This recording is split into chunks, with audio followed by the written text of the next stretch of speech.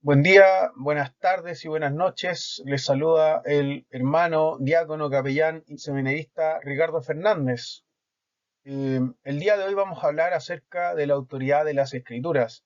Esto es con el motivo de poder prepararnos para el día domingo, perdón, el día sábado, en que tomaremos la Santa Cena de nuestro Señor. Así que estemos en oración esta semana. Y vamos a esforzarnos por orar en esta dirección para que Dios nos ayude, porque la Santa Cena está instituida para que la tomen los pecadores, de los cuales yo soy uno de ellos. Así que vamos a tocar este tema de la autoridad de las Escrituras, que nos habla de la Santa Cena. Así que para iniciar es bueno señalar que una de las grandes dificultades que estamos hoy día enfrentando es la gran crisis de autoridad de la sociedad, la cual no está limitada solamente al campo de nuestra fe, sino que se extiende a todo tipo de situaciones, tales como la autoridad de los hijos hacia los padres, la autoridad marital, las autoridades políticas, las autoridades académicas,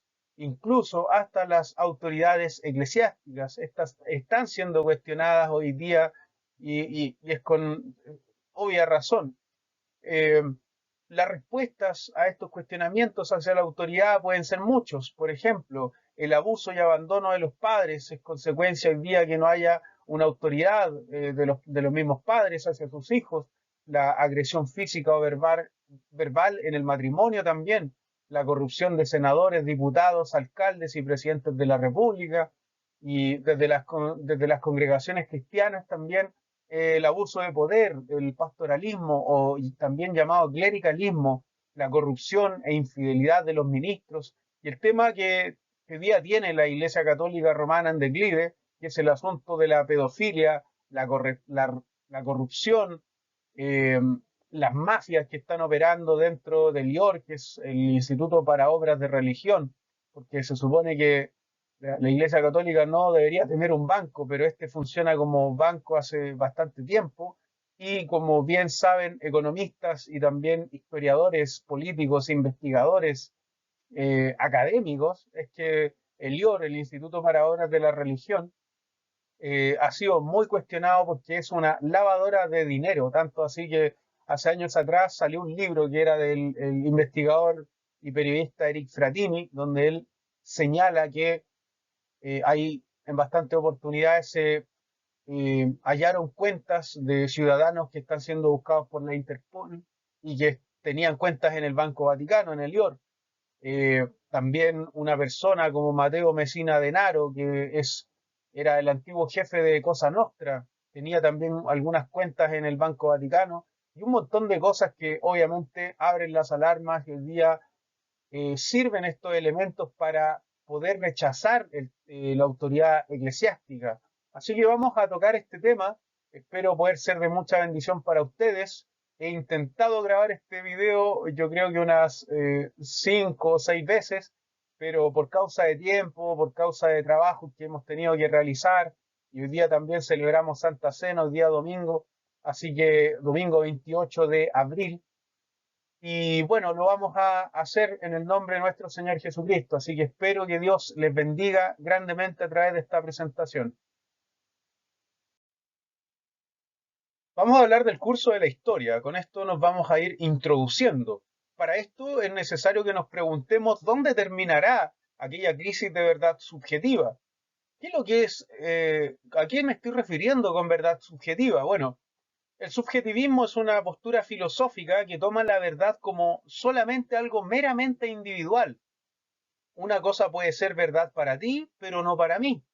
Por lo tanto, depende del sujeto en particular y que es algo siempre variable e incluso imposible. O sea, llegar a la verdad es algo imposible para aquellos que piensan que la verdad es subjetiva, o sea, que en realidad no existe. El subjetivismo no cree en una verdad absoluta ni tampoco universal, pero nosotros los cristianos creemos que la escritura es la palabra de Dios y por lo tanto es verdad absoluta y universal. Ya hemos observado en demasía la consecuencia de abandonar la escritura como una verdad autoritativa. Si nosotros abandonamos la autoridad de la Biblia, vamos a abandonar los parámetros por los cuales se puede regir, gobernar un país o incluso un continente y así también el mundo entero. Más aún si nos abandonamos a nosotros mismos, dejándonos llevar por la corriente de este mundo. Quiero explicar este punto porque es importante. Esta crisis de identidad que nosotros vemos en nuestro contexto donde trabajamos, en la universidad, no sé, en el lugar donde nosotros estudiamos, alrededor de nuestra familia, nuestros vecinos, etcétera, vemos que hay una crisis de identidad que tiene a las personas de nuestro contexto actual, la cual podemos ver que está sucediendo una especie de histeria colectiva o también denominada histeria en masa, histeria en grupo, psicosis colectiva. Y estas son y han sido por cuestionar la autoridad de las escrituras. Si nosotros no tenemos un parámetro por el cual se vaya a regir una nación, si no tenemos una verdad absoluta, todo está lamentablemente en el aire y eso es lo que hoy día está sucediendo. Nosotros lo podemos ver hoy día, que es 28 de abril del año 2024, lo podemos ver en nuestro gobierno, pero también lo podemos ver simultáneamente en otros gobiernos, en los poderes políticos, por ejemplo, y en los poderes del mismo Estado. Es interesante poder señalar este punto porque la escritura es la base desde la cual se van formando las sociedades. Y estas que hoy van en declive, lamentablemente, porque solamente por usar la Biblia como un libro de novelas o fábulas que responden a un contexto histórico o cultural, no estamos tomando las verdades que aparecen en la escritura, sino que algunos tienen la Biblia abierta probablemente en un salmo, probablemente en alguno de los evangelios, y piensan que puede ser una especie de libro mágico. Este libro se convertiría en un libro poderoso si nosotros leemos esas verdades comprendiendo que es palabra de Dios, ¿cierto? Eh, por otra parte, también aquellos que consideramos que la escritura es verdadera, y decimos sí, es verdadera con mayúscula, la abandonamos en un montón de libros o la tenemos, como he dicho, abierta en el Salmo 91, esperando que ocurra alguna especie de protección sobre nuestras vidas. Con esto ignoramos el poder que puede contener en nosotros, en nuestra familia, en la sociedad y en nuestras comunidades. Si estas letras escritas para toda la humanidad son abandonadas, no queda nada más que hacer que volver de esta manera a las escrituras, volver al pacto que muchos han abandonado. Lamentablemente, en nuestros contextos hemos visto mucha gente que se ha apartado de Dios y necesita volver, necesita tomar esta verdad porque no es necesario que venga una enfermedad, venga una dificultad mayor para que la gente se acerque a vivir en el reino de los cielos, volver al pacto que hicieron cuando probablemente eran niños, cuando probablemente tocaban o cantaban en un coro, o decían textos de la Biblia en la calle, todas estas cosas, hay mucha gente que las ha vivido de alguna manera, pero se han apartado del pacto, entonces es necesario que vuelvan. Hay una oportunidad de todas maneras, porque si podemos ver que existe esta verdad, podemos decir que tiene un origen divino. La Sagrada Escritura es por la humilde revelación de Dios. ¿Por qué digo humilde revelación de Dios? Porque Él se ha bajado para que nosotros, seres creados, le entendamos. Y como estamos sujetos a muchos pecados, podemos malentenderlo, incluso también nosotros los cristianos. Esto es causa de nuestra naturaleza caída. Hoy cualquiera, por esta revelación humilde que Dios tiene, lamentablemente cualquiera toma la palabra de Dios y puede usarla para sus torcidos deseos. Solamente pensemos en Jim Jones, que se suicidó con más de 70 personas en una isla y dentro de todas esas personas había niños, había familias completas y todos estaban esperando la venida del Señor, pero de una manera torcida. Entonces, con esto quiero decir que es muy importante lo que nosotros creemos. ¿Acaso, y yo pregunto acá, ¿acaso Dios no sabía que esto iba a suceder, que Él iba a ser mal entendido, que su palabra iba a ser mal usada por los seres humanos? Pues claro, pero Dios lo hizo de todas maneras por quienes creerían. Y aquí estamos nosotros. Por una parte, decimos que la Biblia tiene un origen divino, pero también podemos decir que tiene, tiene verdades y en sí misma es la verdad. Por lo tanto, hay una confiabilidad en la cual nosotros debemos creer. Acá vamos a citar al profesor J. Packer. Él tiene una tremenda frase que está guardada en el corazón de muchas personas, eh, y él dice lo siguiente. Él dice, lo vamos a leer para que usted en su casa, en el lugar donde está quizá en el metro, en la micro, eh, quizá acostado, vamos a esperar a ver cuál es el impacto que va a causar esta presentación en sus vidas. Pero es lo siguiente, él dice, mantener la inerrancia e infalibilidad de la Biblia es simplemente confesar la fe en, punto uno, el origen divino de la Biblia, punto dos, la verdad, veracidad y confiabilidad de Dios. Por lo tanto, el valor de estos términos es que conservan los principios de autoridad bíblica, porque las declaraciones que no son absolutamente verdaderas y confiables no podrían ser absolutamente autoritativas. Entonces, respondo esto en las diapositivas anteriores, que la crisis que hoy vemos en la sociedad, la crisis política, la crisis marital, la crisis de los padres, la crisis eclesiástica, es por no tomar la escritura como verdad de autoridad, ¿ya? O es tenerla quizá como un ente que, de la cual puede ser uno de tantos libros, pero la verdad es que la Biblia nos ofrece veracidad y confiabilidad de Dios.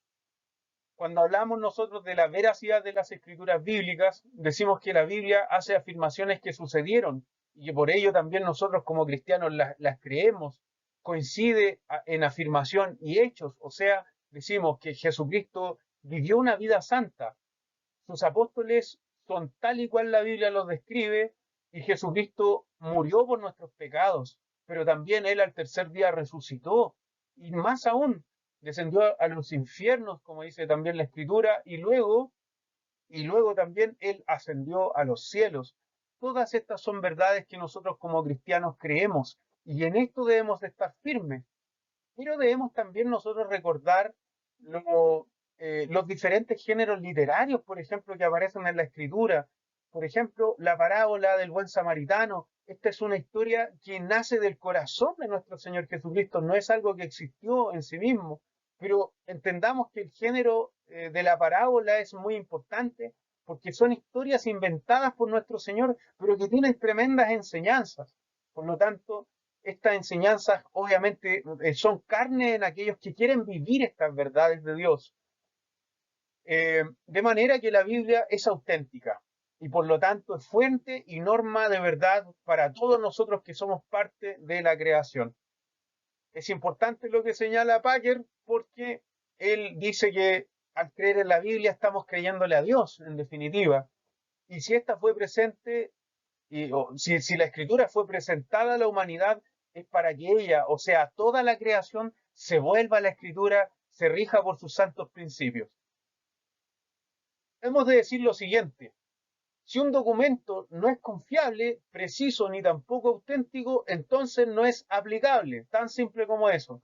Y así es como lamentablemente muchos cristianos están tomando la escritura. Tengan cuidado, porque existen muchas corrientes de interpretación que son postmodernas. Por ejemplo, la misma palabra lo dice hermenéutica queer, hermenéutica LGBT, la hermenéutica feminista, socialista, libertaria, liberal, progresista y un gran etcétera. Lo que dice Packer es bastante certero y también sujeto a que nosotros lo meditemos, porque esto nos va a ayudar a poder comprender mejor y a posicionarnos en nuestro contexto. Hay mucha gente que no ha ido a la iglesia en años y que como también nosotros veíamos hermanos que no oraban hace mucho tiempo, pero necesitan acercarse a un grupo de oración, a gente que esté predicando el Evangelio, pedir oración y esforzarse en todas estas disciplinas espirituales que a nosotros nos van a hacer crecer, valga la redundancia, espiritualmente y ascender a una esfera espiritual mucho más alta, un mayor compromiso delante de Dios. Eso es lo que nosotros debemos buscar. Este punto es importante porque aquí nosotros hablamos de que la palabra de Dios es exhalada por él mismo. O sea, Dios sopla esta palabra sobre sus santos profetas y apóstoles. El 6 de octubre del año 1536, William Tyndale fue declarado culpable de herejía y él fue atado a una estaca y estrangulado hasta su muerte. Luego su cuerpo fue quemado. Quien hizo arrestar a William Tyndale fue Enrique VIII, a cual muchos señalan que él era protestante y la verdad es que no, él solamente era un rey bastante corrupto. ¿Cuál fue el motivo por el cual William Tyndale muere de esta manera? Primero, el deseo de William Tyndale era que todos los artesanos, agricultores, pudiesen leer la palabra de Dios en su propio idioma. Hoy día muchos no saben leer latín y en ese tiempo aún era peor. O sea, mucha gente no sabía leer ni escribir y la gente, luego de la Reforma Protestante, quería leer y escribir para poder comprender lo que la Biblia decía, porque también las misas se daban en latín. Hoy día muchos no entienden este idioma que es tan técnico. ¿Cuál fue el pecado de William Tyndale, aparte de traducir la Biblia al inglés? Bueno, era que él decía que los reyes, si ellos decían creer, tenían que arrepentirse y caer en la gracia de Dios cuando ellos fallaban. Esto fue causa de herejía. Fue tomado por como herejía. Hace un tiempo atrás escuché a un sacerdote católico romano y él decía que la Iglesia Católica no tuvo que ver con la Inquisición y la verdad es que históricamente eso es muy fácil, es fácilmente refutable lo que este sacerdote católico romano dice. O sea, veamos que en ese año el poder de la Iglesia Católica era tremendo. O sea, la Iglesia Católica, el Papa principalmente, tenía la capacidad de un rey y él comandaba a otros reyes y los mandaba a la guerra. O sea, tan sencillo como eso. Eh, Hay escritos, hay cartas, hay testimonios y un montón de cosas más. Tengamos cuidado con aquellas personas que de repente intentan tapar el sol con un dedo. La gran herejía de William Tyndale fue querer acercar la escritura al idioma del pueblo, que la gente lo entendiera. William Tyndale está anterior a Martín Lutero, ojo con eso. El Martín Lutero no es que él surge solamente. Hay un escritor que se llama Teófanes Egido y él habla de las distintas reformas protestantes. Y una de ellas es la que se da con Martín Lutero. Es interesante porque años antes de Martín Lutero ya estaban estas ideas de reforma y la de William Tyndale es una. O sea, William Tyndale, aparte de traducir, él escribió también otras cosas. Entonces tenemos a William Tyndale, tenemos a John Hus, tenemos a Girolamo Savonarola, tenemos a Wycliffe, y todos ellos, de alguna manera, a Pedro Baldo también, el formador de los valdenses, eh, y todos ellos fueron pre-reformadores, que fueron también perseguidos, fueron censurados, muchos de ellos murieron. Savonarola, por ejemplo, también murió por predicar el Evangelio, por echarle en cara el pecado a las personas que estaban en el alto clero también. Él se convirtió como una especie de profeta antes de la Reforma Protestante. Es interesante poder estudiar estos puntos. Eh, Cuando nosotros estamos afirmando la autoridad de la Escritura, estamos diciendo que tanto eh, los santos escritores profetas del Antiguo y también los apóstoles del Nuevo Testamento nos heredaron estos escritos y que estos escritos son verdaderos. Ojo con eso, sigamos en esta misma idea. Acá Luis Borges, en un evento importante, él dice esta frase que a mí me parece estupenda para poder hablar de la autoridad de la escritura y hablar del deseo de Dios de que las nuevas generaciones vuelvan y puedan comprender, por ejemplo, la vida de David, la vida de Moisés, la vida de los santos apóstoles y todos esos errores que ellos cometieron, nosotros volvamos nuevamente a la escritura para que no los cometamos, para que aprendamos de estas enseñanzas. Es interesante lo que él dice y quiero leérsela a ustedes. Él dice, abro comillas, de los diversos instrumentos del hombre, el más asombroso es sin duda el libro. Los demás son extensiones de su cuerpo. El microscopio, el telescopio son extensiones de su vista. El teléfono es una extensión de la voz. Luego tenemos el arado y la espada, que son extensiones de su brazo. Pero el libro es otra cosa. El libro es una extensión de la memoria. Vamos a analizar esta frase porque es importante cuando nosotros pensamos en la escritura. Podemos ver que la palabra de Dios que habla de sí misma con autoridad y Jesús mismo se revela en la escritura, eh, porque en el fondo nos es presentado a Cristo en la Biblia. Veamos esto que es interesante. Las demás son solamente extensiones de las extremidades del cuerpo, pero cuando hablamos de una extensión de la memoria, hablamos de que el deseo de Dios es que nosotros volvamos una y otra vez a estos testimonios, una y otra vez al mensaje de Cristo, una y otra vez a las frases importantes que nos dan también los apóstoles para que nosotros podamos vivir en regla delante del Señor.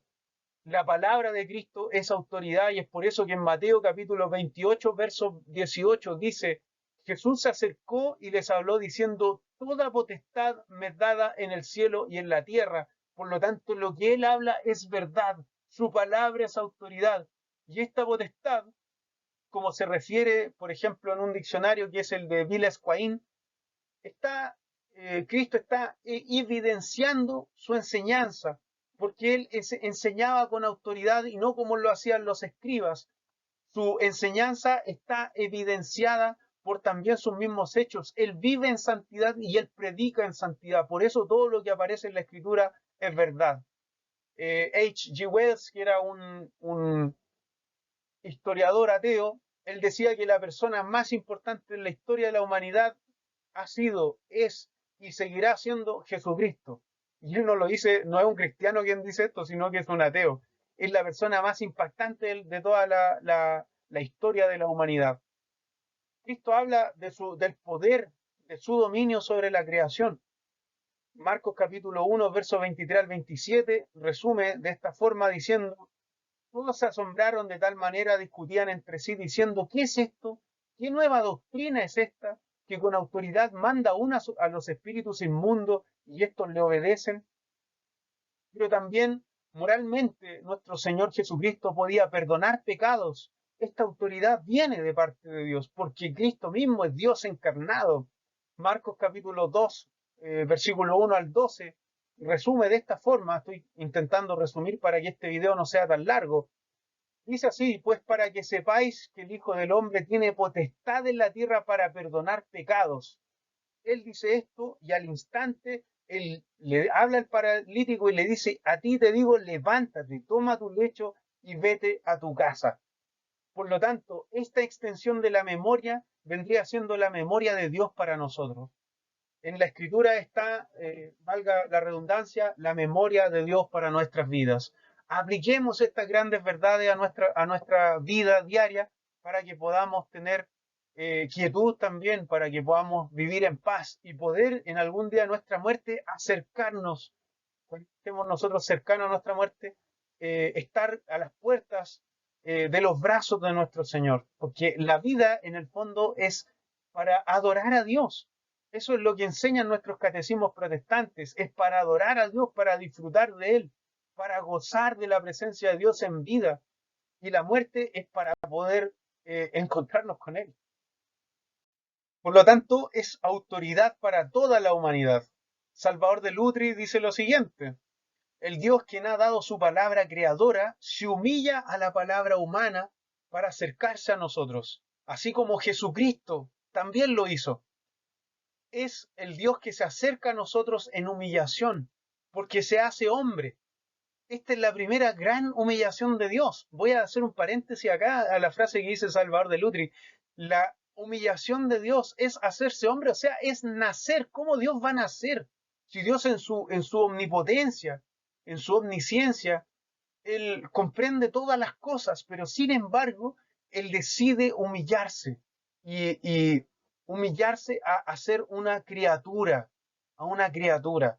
Esto es tremendo porque es en el fondo nacer, es bajar de la palabra creadora a la palabra escrita en enunciado.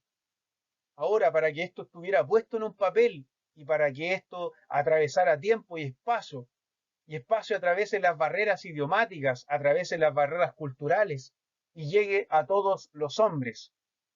Interesante frase del pastor y filósofo y teólogo también Salvador de Lutri.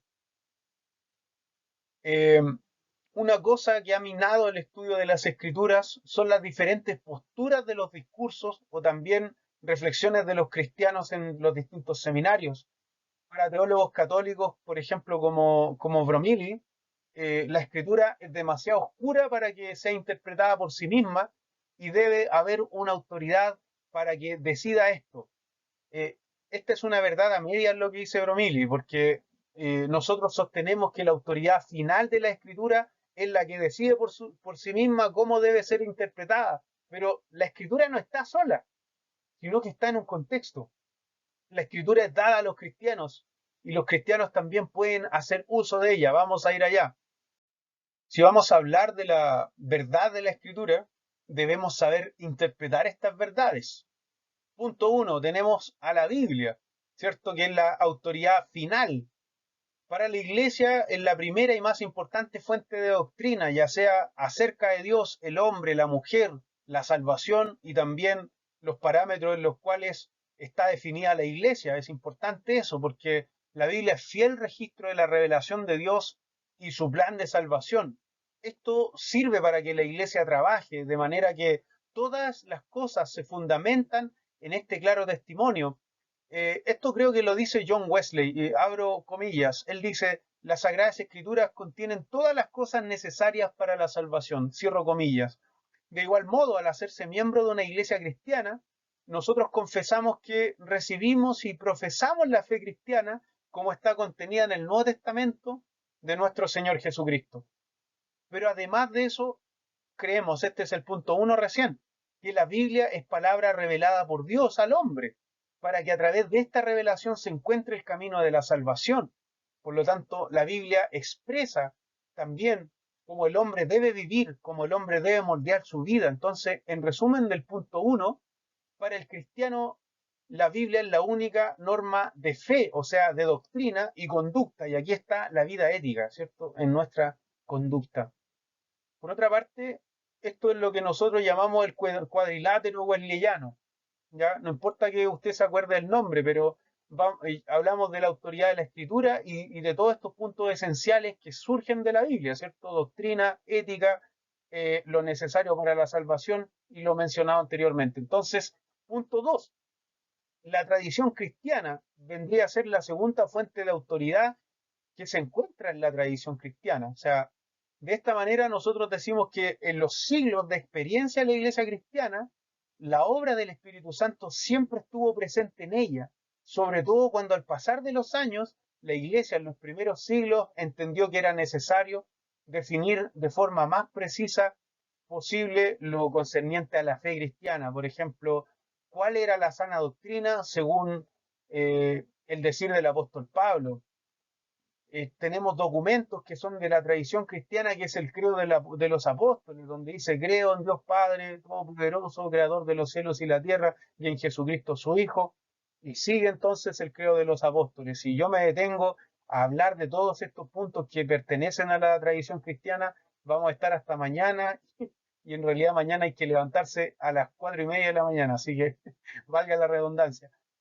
El más antiguo pero sí es interesante poder hablar de que el credo de los apóstoles es el más antiguo resumen de afirmación de fe, por lo tanto es producto del consenso a que llegan los primeros cristianos.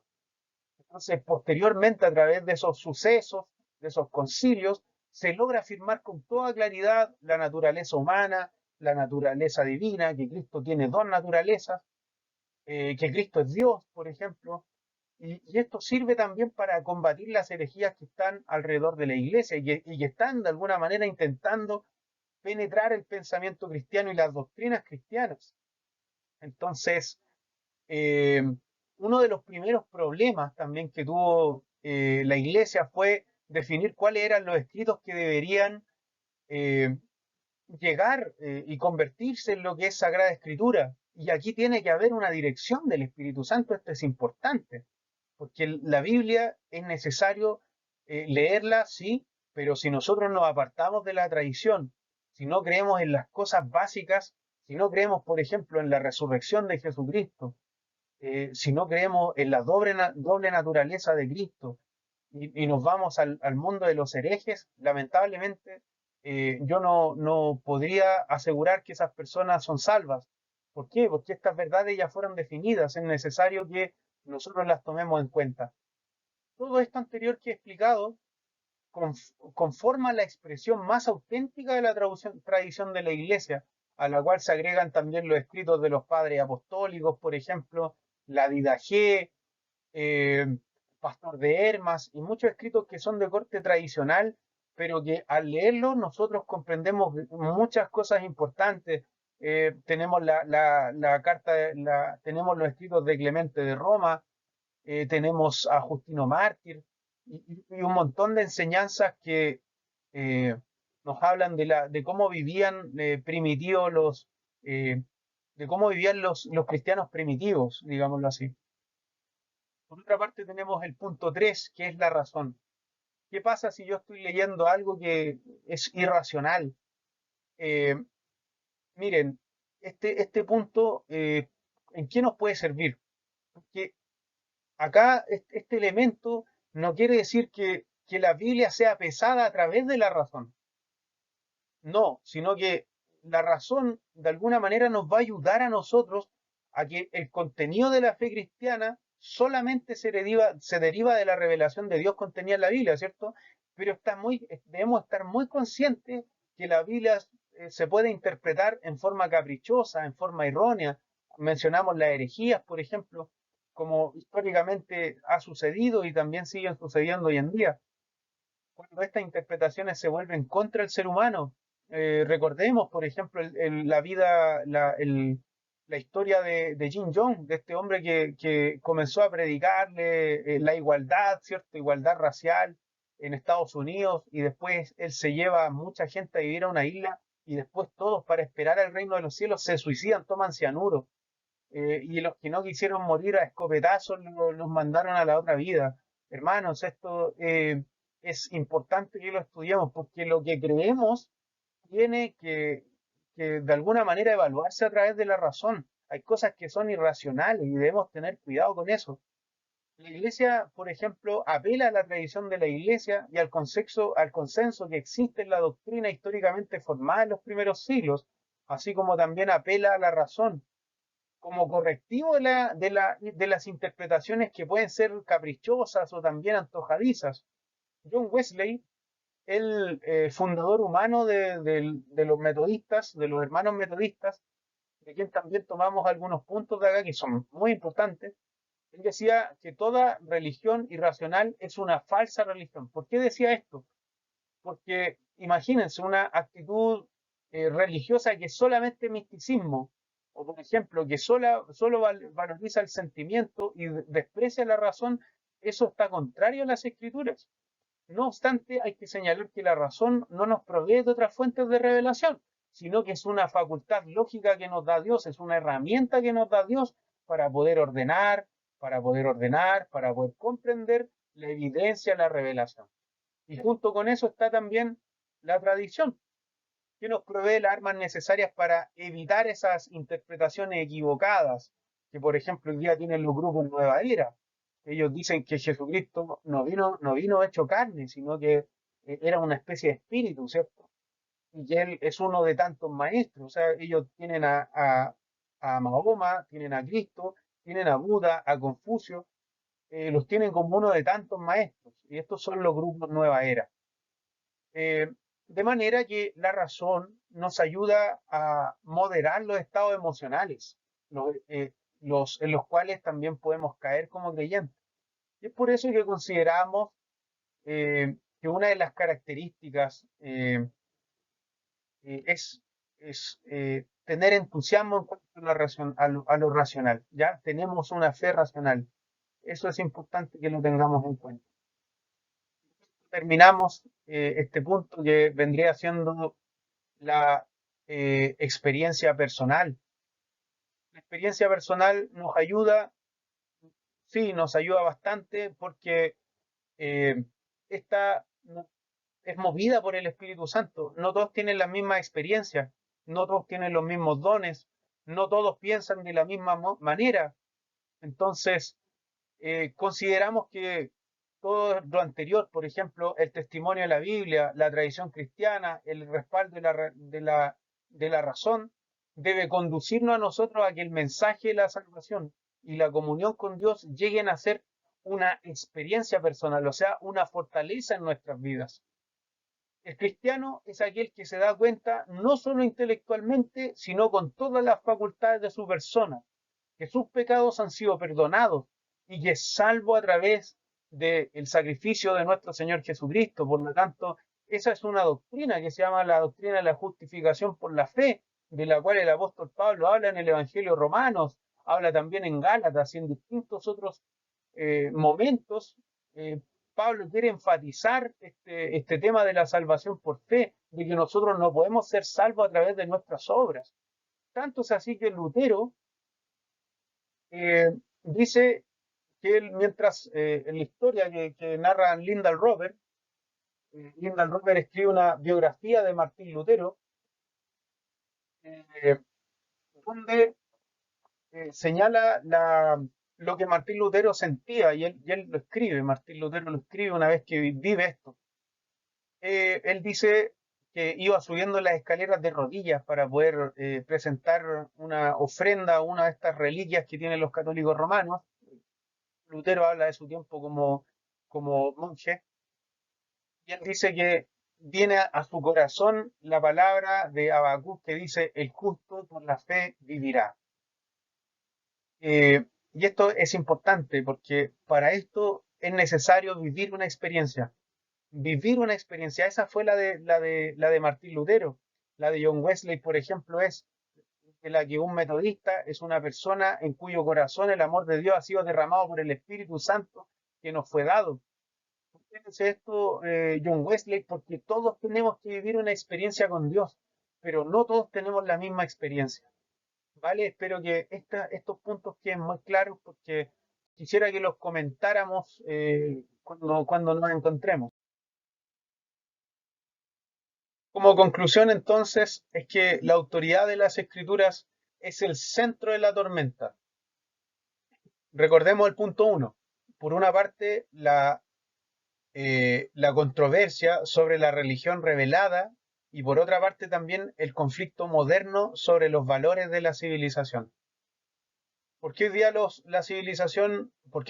civilización no tiene valores?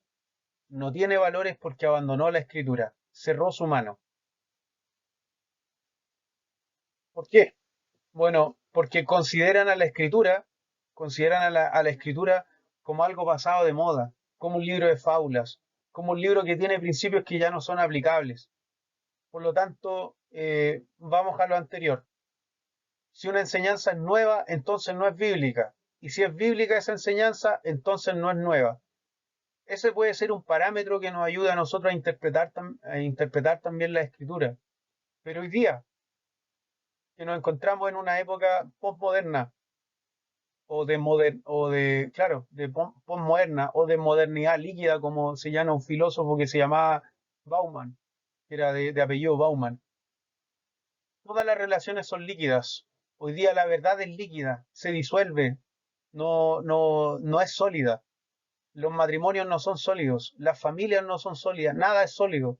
Lo más seguro es que todas estas cosas cambien.